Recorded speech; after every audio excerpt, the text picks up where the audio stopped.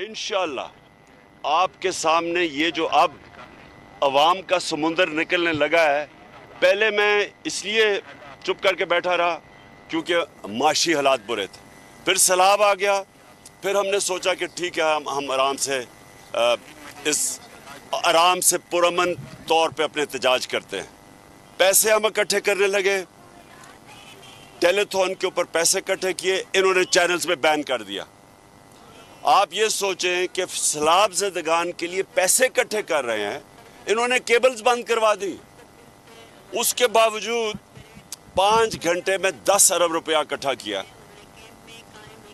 और मुझे हैरत ये है कि कहते थे सैलाब के ऊपर पॉलिटिक्स नहीं करनी, और इस वक्त सैलाब के ऊपर ही इस खौफ से कि लोग पैसे बहुत दे देंगे, क्योंकि इनको तो चोरों को तो कोई पैसा नहीं मिलता, इसकी वजह से इन्होंने बंद किया टीवी पे भी कवरेज। सैफुल्लाह नियाजी सेनेटर, उसके घर के ऊपर कल FIA घुस गई, पता नहीं कितने 150 केसेस कर दिए हैं।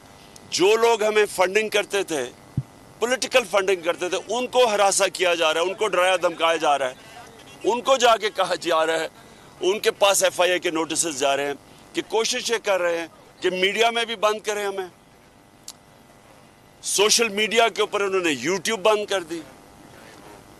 वो लोग जो कि एंकर्स जो ये समझते थे कि मेरी सपोर्ट करते हैं, उनके ऊपर FIR 2 बार भाग गए हैं, और फिर जो फंडिंग करते हैं पार्टी को, उनके पीछे पड़ गए हैं।